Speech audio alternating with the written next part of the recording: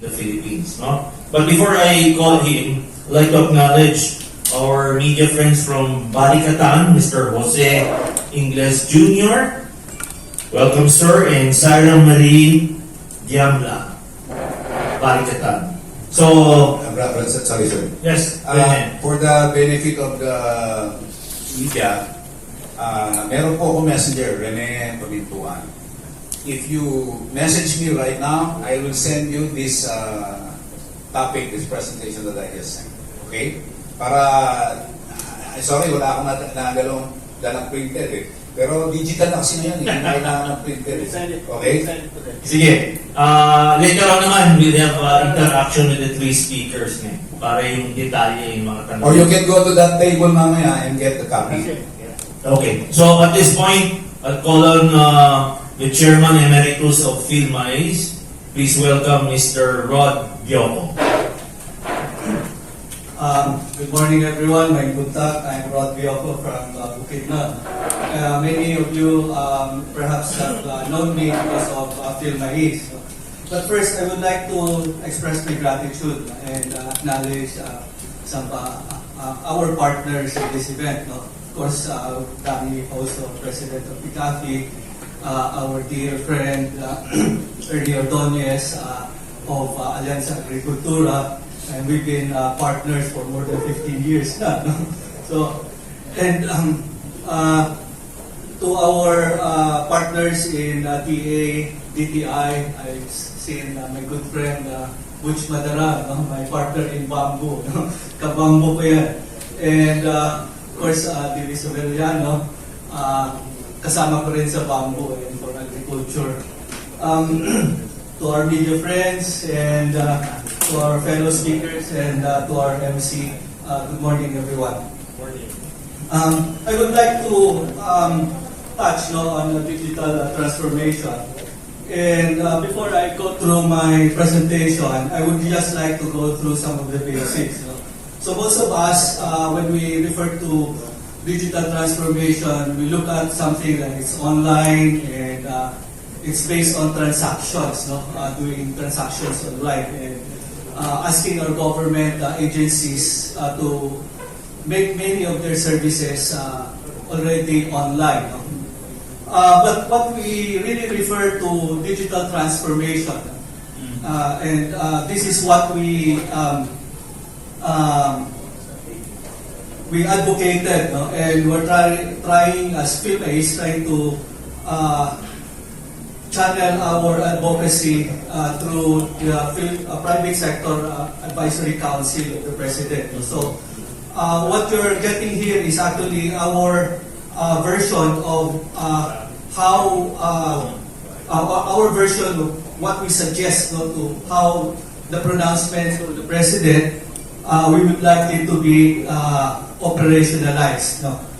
So what we want to have is a system that is measurable, verifiable, and as they wanted also connected. No? So those are the three basic parameters that we would like to establish. And our initial target is to come up with a universal baseline for agriculture. As you know very well, universal baseline for agri is something that has been the missing link, no, for all these years. There are several attempts of the Department of Agriculture to make that baseline with RSBSA, as you would know, Registry System for Basic Sector of Agriculture, which we refer, unfortunately, as fake registry. So it's not really an attempt to come up with a universal baseline for agriculture. So there's so many controversies behind RSBSA, and we forwarded already our recommendations to scrap RSBSA and come up with evidence-based, data-driven system. So again, it should be measurable, verifiable, and connected. No? So what we want to suggest, what we've been advocating is a master list of farms. No? Starting with our cultivated parcels. No? So we try to digitize all the cultivated parcels in the Philippines, and then we expand it, including the livestock farm and other infra supports for agri, such as rice mill, feed mill, livestock farms, and etc. No? And we have to use GIS as the platform, no? Geographic Information System or Geospatial Information System, so that it can be, again, measurable and verifiable. Diba? So, for this to enable this, of course, we have to take advantage of the satellite technology. Specifically, initially, we have Sentinel-2, which we can have access. It passes through the Philippines every 2 weeks, so we can use it as our monitoring system. And if we overlay some data, especially pag-asa data, we can actually come up with a basic forecasting, no, for the annual yields natin, especially for the crops. We can also refer to digital transformation later on. No? Once we have the baseline, so once we have the farm registry, and then we look for the owner of the crop, so that we can have the master list of farmers who are related to the cultivated parcels, not to the particular cultivated parcels. We can go into advanced monitoring, no, and forecasting. So using AI and ML. AI is for artificial intelligence, as you know, and machine learning.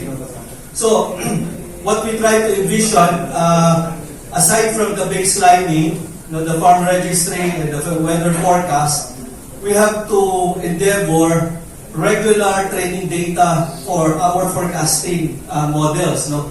So meaning, itong system natin using satellite na imagery, so nakikita nila kung ano yung stand ng crop and the reflectance or the specific na how do you call this, the color, no, the color of the crop.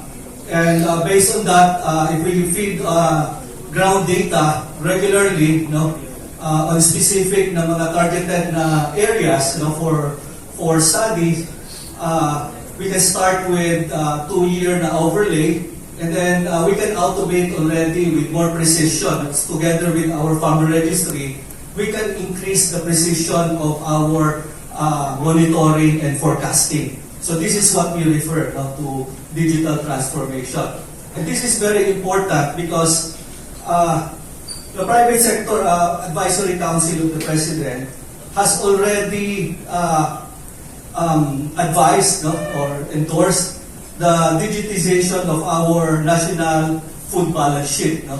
Meaning, every month we have an empirical basis, no, to measure how big is our crop. No? So what's the status of our crop? And then when there are calamities and other interventions or events, we can make appropriate adjustment in the forecast by automating it using really evidence-based and data-driven. Unfortunately, if you know very well, no, the character of our rice and corn outlook of the Department of Agriculture, which is mostly anecdotal. No? So meaning sabi-sabi lang ng mga LGUs and then sabi-sabi lang ng regional field units ng DA. No? So it's not really reliable.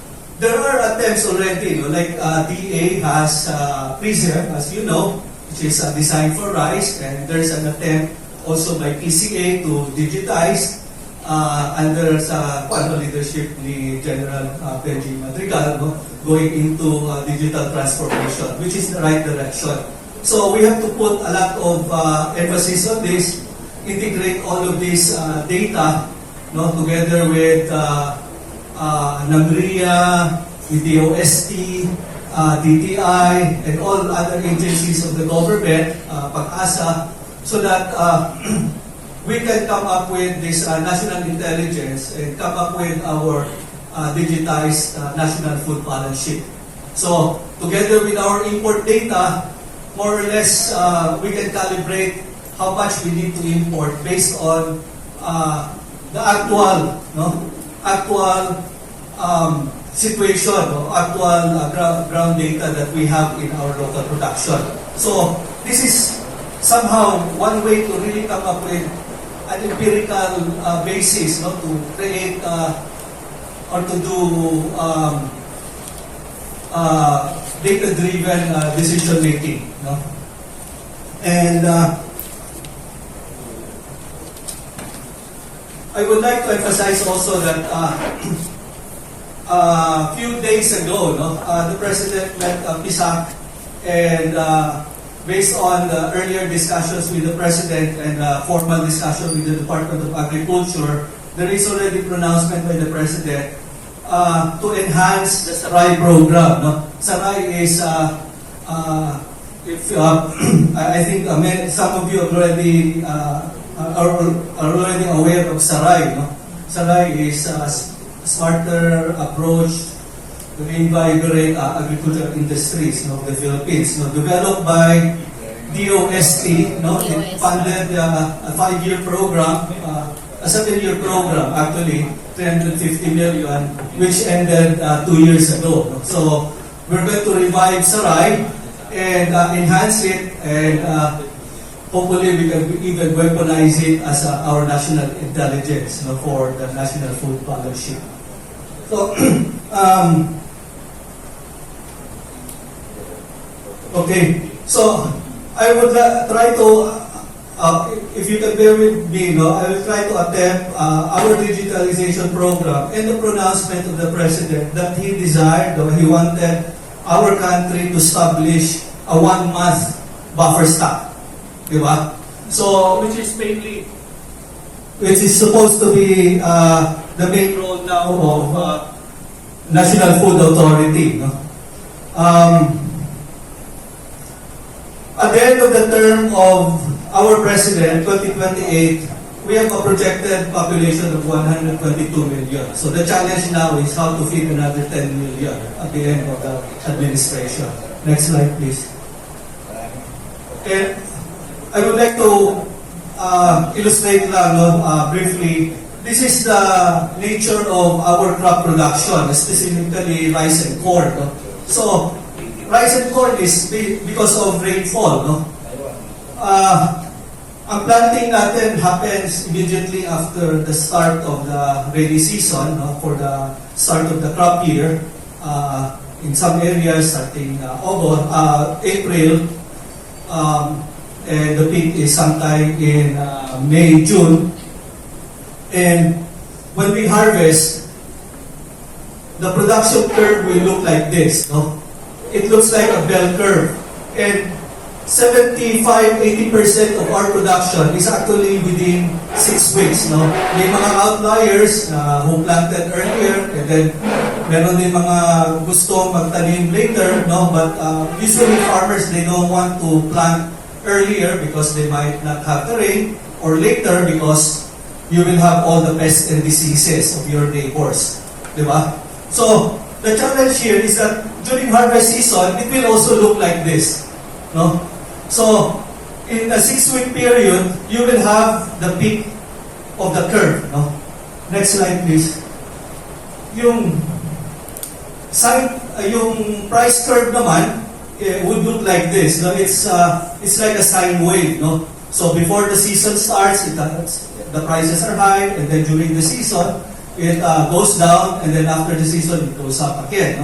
But what we want to endeavor is that we don't want high prices before and after the season, and we don't want low prices also during the peak season. We want to straighten the curve, diba? So yun yung one. And this is why it is very important in many countries, their government comes in and buy the produce so that you can flatten the curve. So this is why there is that principle, the number one right of our farmers to guaranteed price. So this is basically to flatten that curve. Next slide, please. When you look at the overlay, the downward pressure of prices is actually coinciding with the upward trend of the production curve in the peak season. And this is always been the problem of our farmers.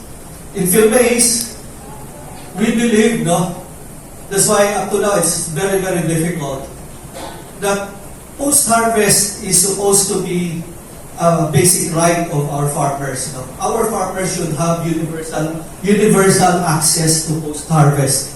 So, if private investment doesn't come in, then government has to put up that bridge.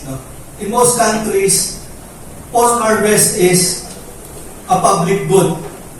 So meaning it is subsidized and it is invested heavily by their governments. Unfortunately, if you look at the budget of the Department of Agriculture, they say we have big budget by 1 billion, 2 billion. But if you look at actually the need of the industry, that's only about 1% of our requirements.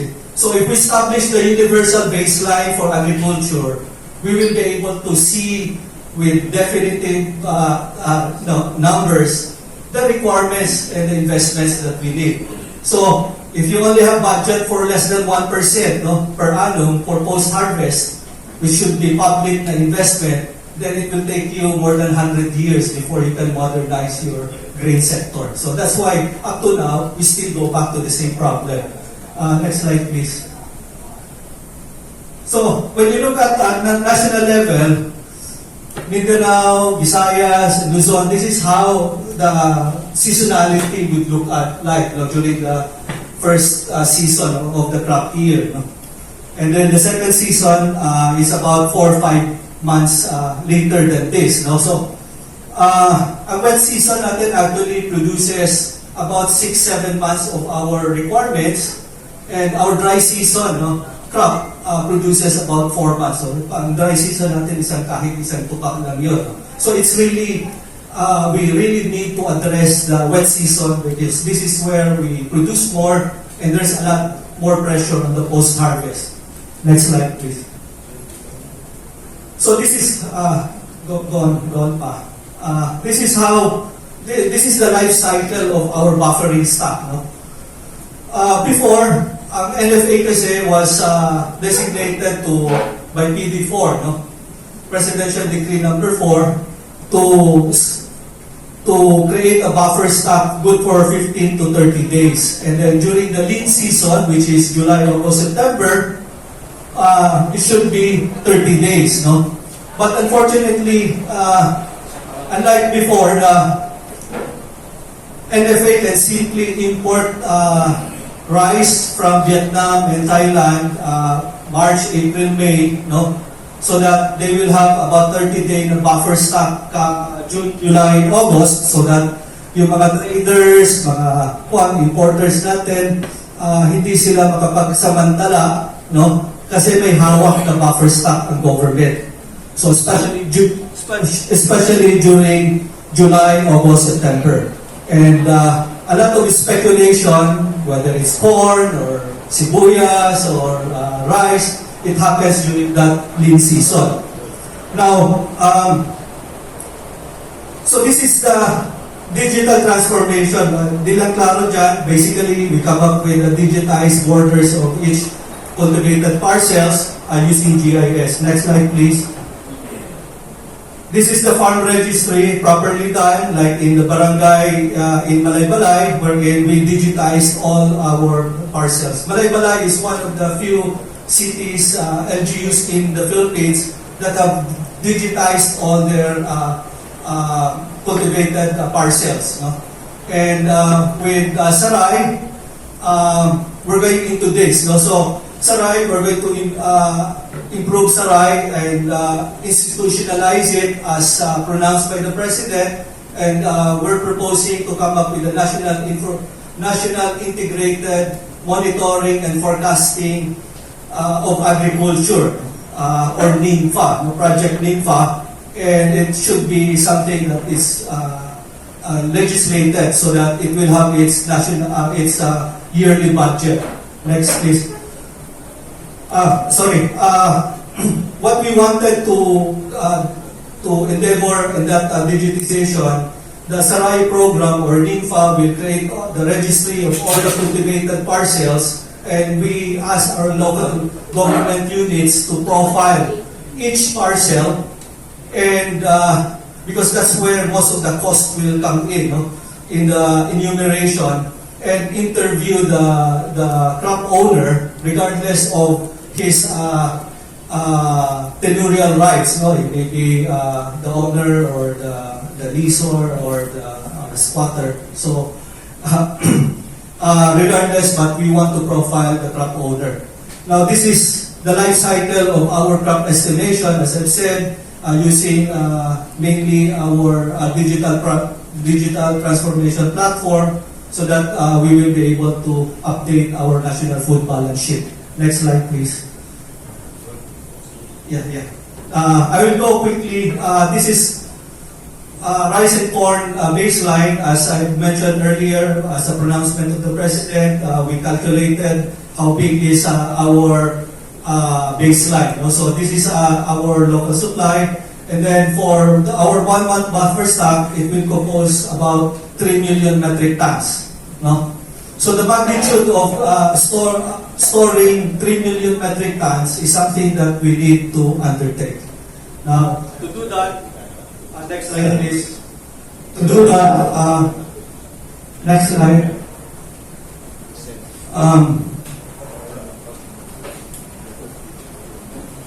To do that, yung sinabi ni Rene kanina na hub and spoke, no? So we want to come up with what we call mother and daughter stations. Something wrong with the slides, sorry. But we will come up with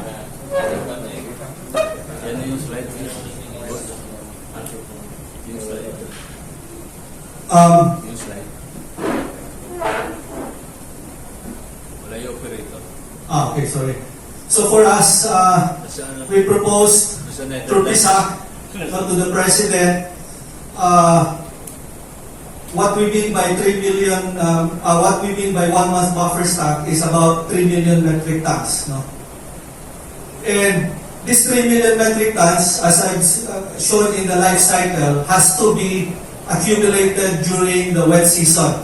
Now, because of RTL, no, rice tariffication law, NFA cannot import. So our buffer stock has to be coming from local production. And the only time that we will be able to raise that buffer stock is during the seasonal surplus during the wet season. Dry it properly, store it properly in modern systems, and store it for almost 1 year. No? So not using flat warehouse, no, of NFA, because if you do flat warehouse, you can only store for 6 months. So with proper systems, we can store even up to 3 years. No? Next slide, please. So when you look at the supply chain, as you sinabi kanina, just go over it. The problem with post-harvest is it's the least desirable link in the value chain.